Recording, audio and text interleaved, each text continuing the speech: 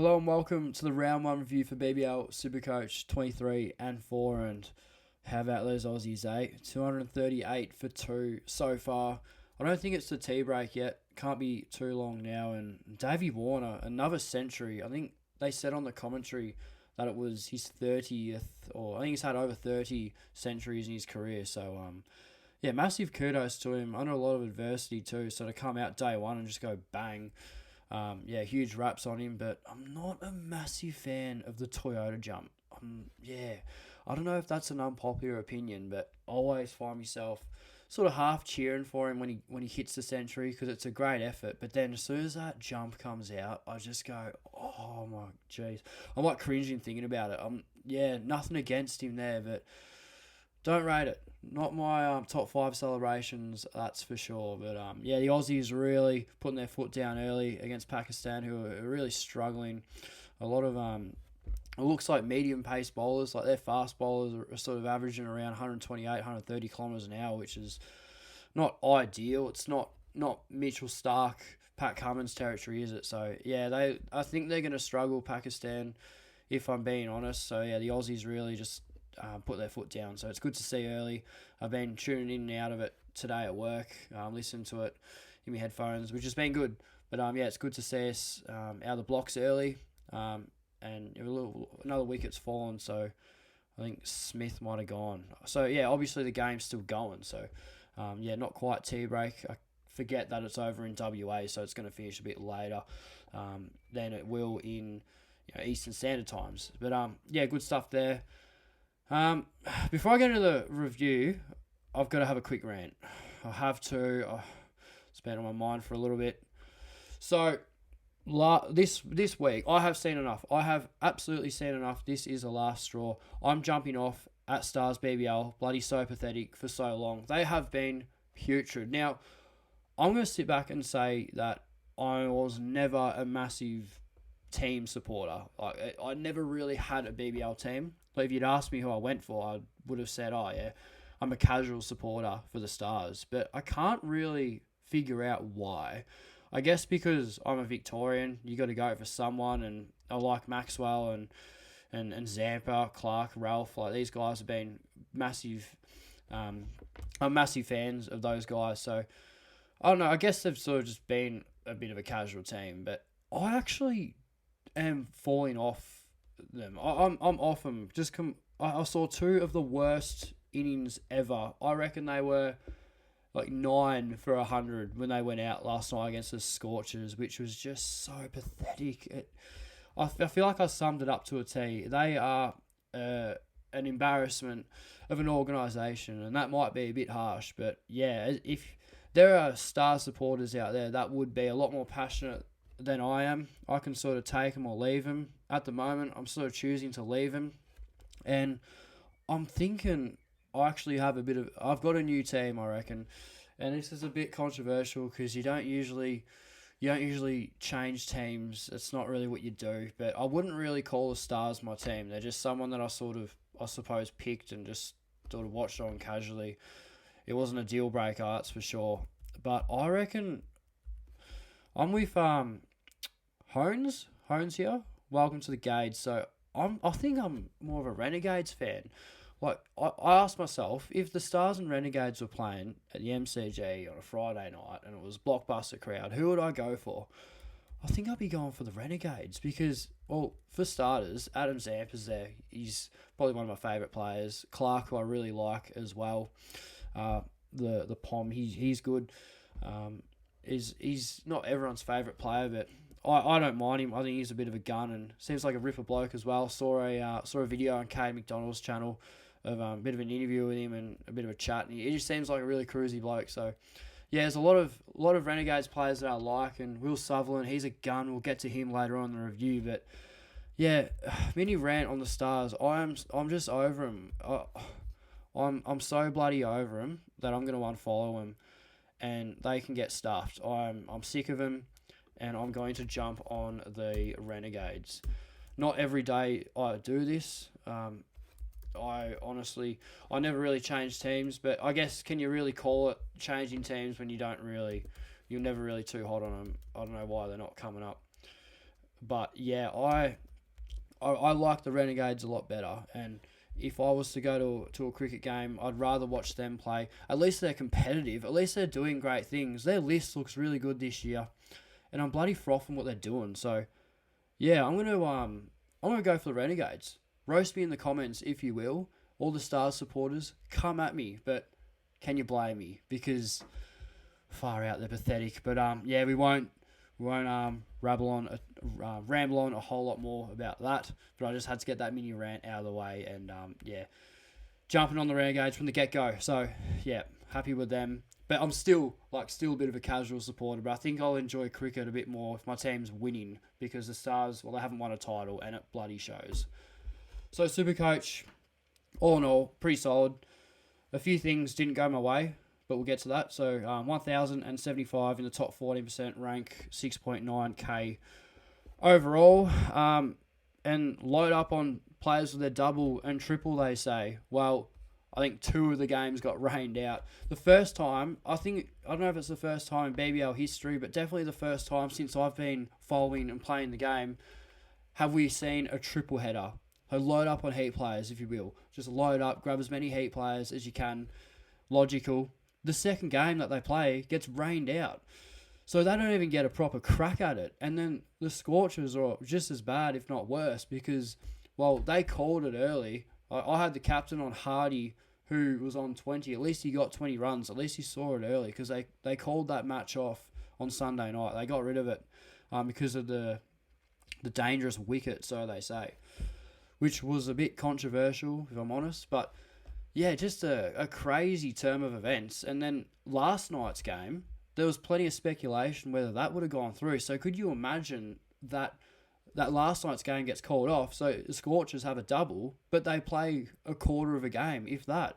It's just absolutely crazy. So yeah, this week was luck related. It doesn't matter how much preparation you put on your side.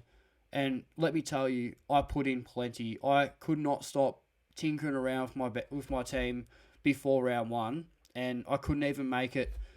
I only just made inside the top 7k, which is not good. I'm not happy with that, and I lost 4 out of 10 leagues. I want to be up there. I want to be taking 8 out of 10 at least.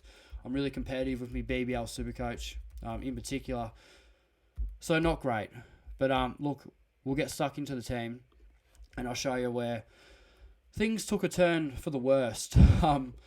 Yeah, pretty bloody average. So Sam Billings, 56. So he's one of those players where he started pretty well, but just didn't really play enough, and I was sort of stuck with Josh Phillippe on the bench.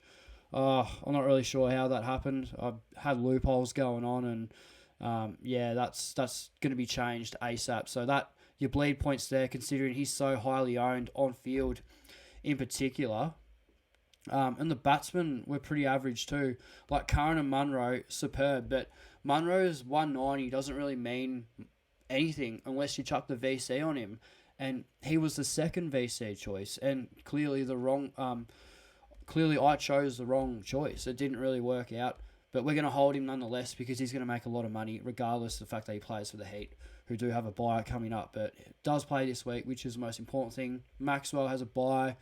Playing on holding because he does have a double, I think, next week. I've got to double check. The Renegades and the Stars have the double header, which should be good. Connolly, I don't know why I'm discussing Connolly. I just saw him on the screen, but yeah, superb. He's really breaking out. Had a really good game in the granny last year, and now he's like a top tier front order batsman. He's opener, and that's just huge raps on the young man. I think he's 21 years of age. Crazy stuff. Clark was another one of those players that got really badly impacted from the weather. So obviously he had the double.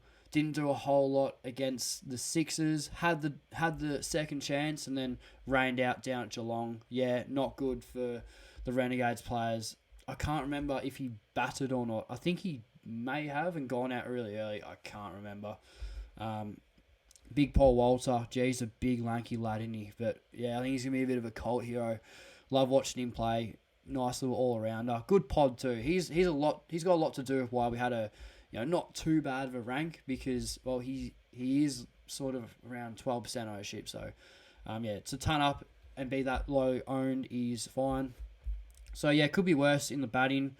The bowling, well, tough one. Real tough. So, Sean Abbott had the double, but then missed his second game for personal reasons. I hope everything's okay with Shawnee Abbott, one of my favourite players in the BBL, but a 35 and a double at that price is not ideal, but he doesn't have a bye for the whole season, so I'm going to be holding regardless. He's going to be really good on-field cover anyway, so he's fine.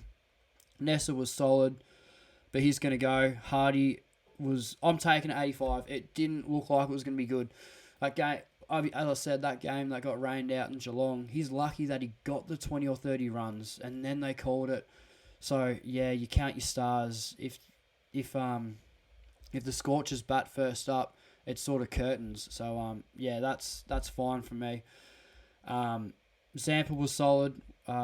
Even though he had a double 60, I guess it's okay.